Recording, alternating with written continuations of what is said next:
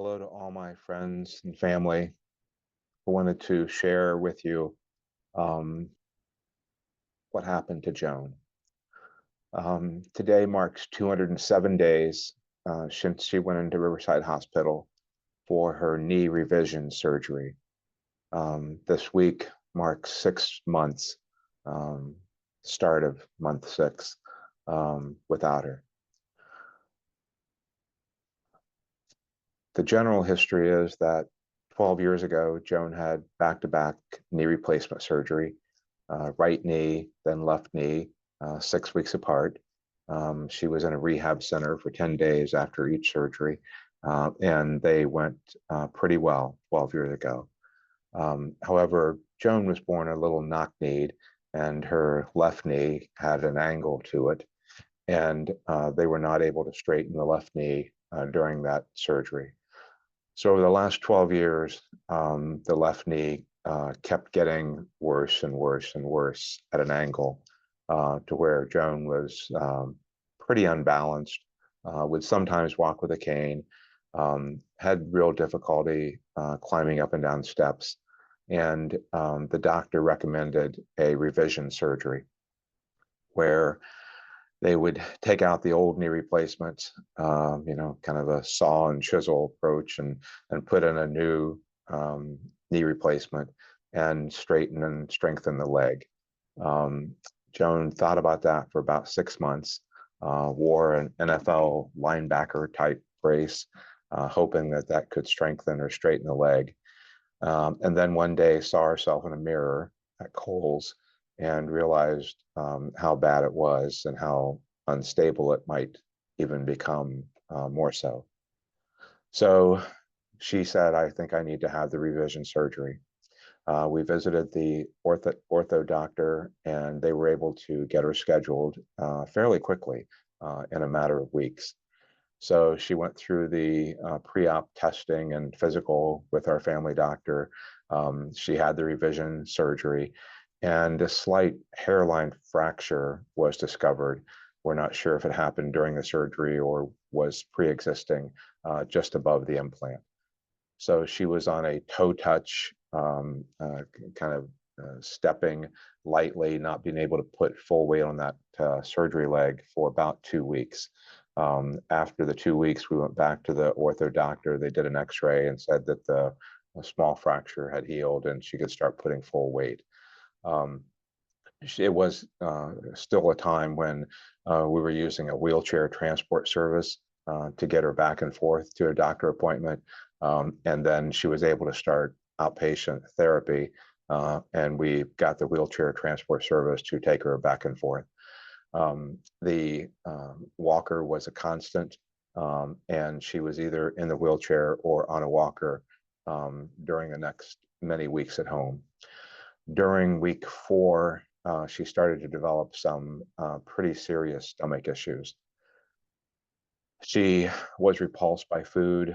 I had trouble getting her to eat her favorite foods. She just didn't want to eat. She was becoming weak, and she was experiencing some very severe stomach pains. After some back and forth with the family doctor, we were able to make an appointment to get her in to see the family doctor. And I'm frustrated. The doctor never really ordered a scan, blood work, basically talked to us in the exam room and sent us home with acid reflux medication. The following week was brutal. The stomach pain became much worse. She had drippy diarrhea. I couldn't get her to eat. She was becoming weaker. And finally, on a Saturday afternoon, the pain was so bad, she said, I can't stand it. I called the emergency squad, and on Saturday at 5:30, we arrived at the ER. 11:30 that night, they did laparoscopic diverticulitis surgery.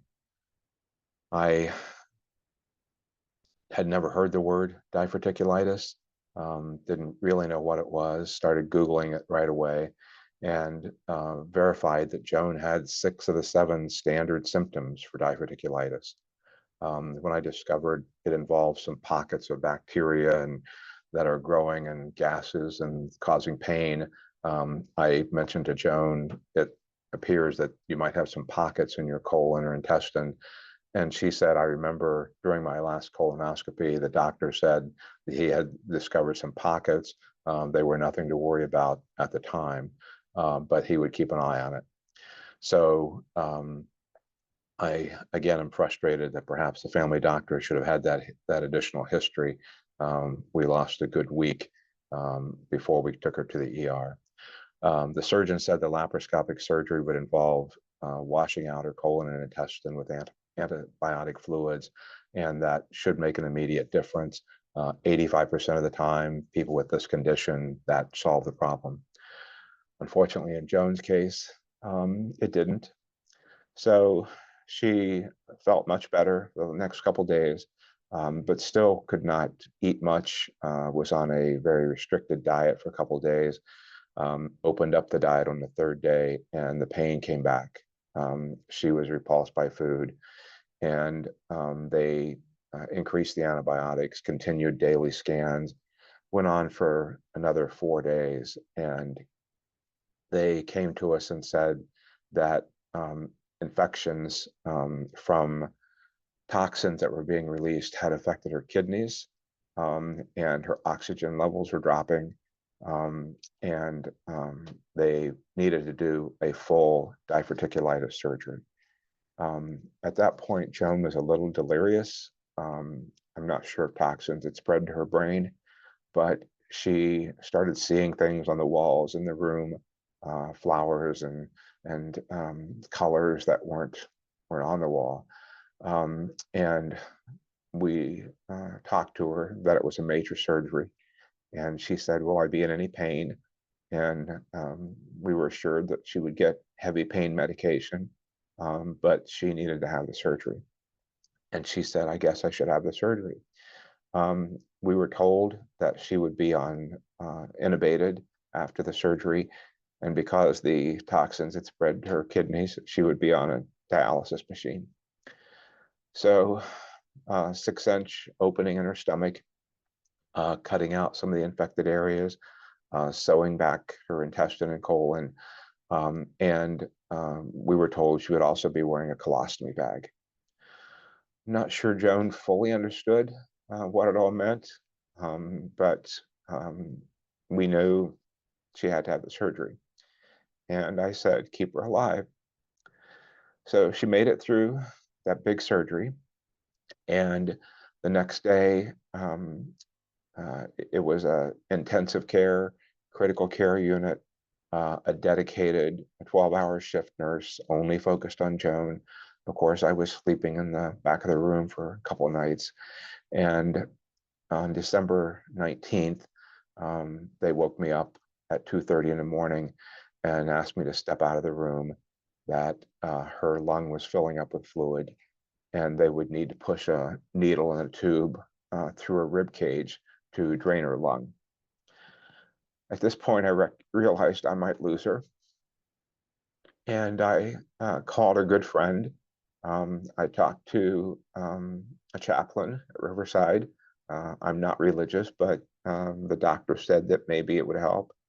And I went back into the room and said, if she goes into cardiac arrest, don't resuscitate her. She made it through that procedure at 5:30 in the morning. And she was adamant for the time before that the 9 days that she was in the hospital, that only I would be in the room. She did not want visitors. And there were things happen during the 9 days that it was good. It was just me. She was so weak, and she needed very specific care.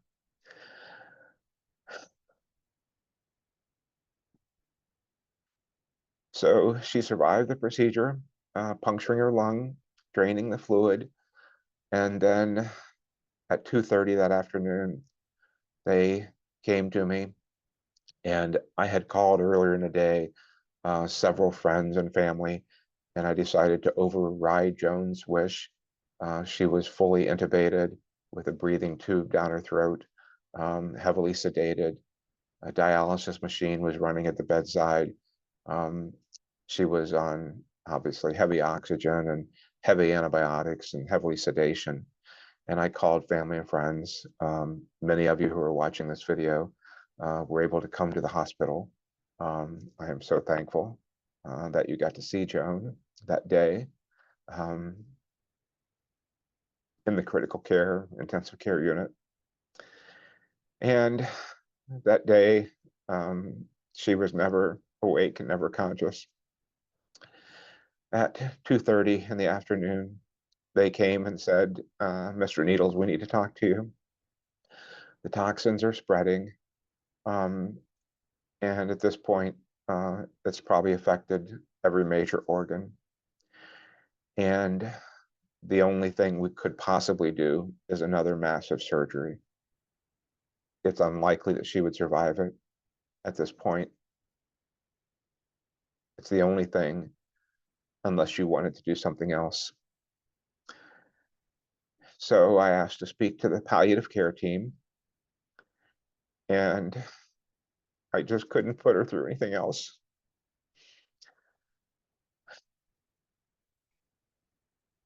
I said, I think it's time to turn the machines off.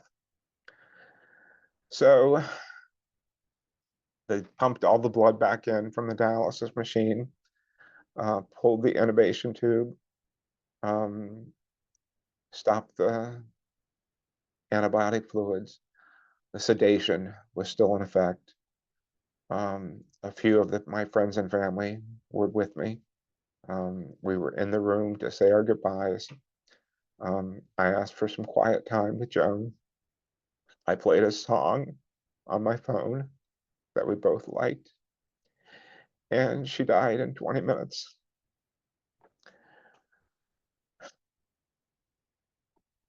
I'm now starting month 6 and 207 days since the revision knee surgery.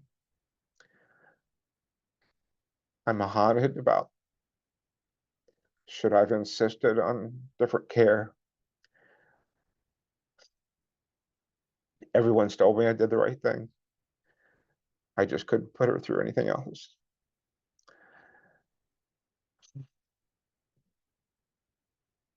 My therapist has told me I'm doing well. I'm doing okay. I'm saying yes to everything. I think Joan would want me to move forward. I'm not using the word move on, I'm saying the word move forward. I cry every day, and I do something to find joy every day. I'm surrounded by so many of you who love me and check in with me. I've been dating, and I'm saying yes to a social life. I'm making plans to travel and trying to figure out exactly what the rest of my life will look like. But many of you don't know the full story. I'm telling it now because when I called the squad, I never expected she wouldn't come home. Never occurred to me. Even in the early days in the hospital, it didn't really occur to me I might lose her. So I want to say, your loved one, hug them, kiss them, tell them you love them every day. Joan always made me feel like the most important person in the world. She certainly was that to me. So hug your loved one, kiss them, tell them you love them. And I hope everyone has many, many years with your loved one. I thought it was time I just tell the complete story. And I know everyone who's watching this loves me and sends me a big hug. I appreciate it. I love all of you. Thank you.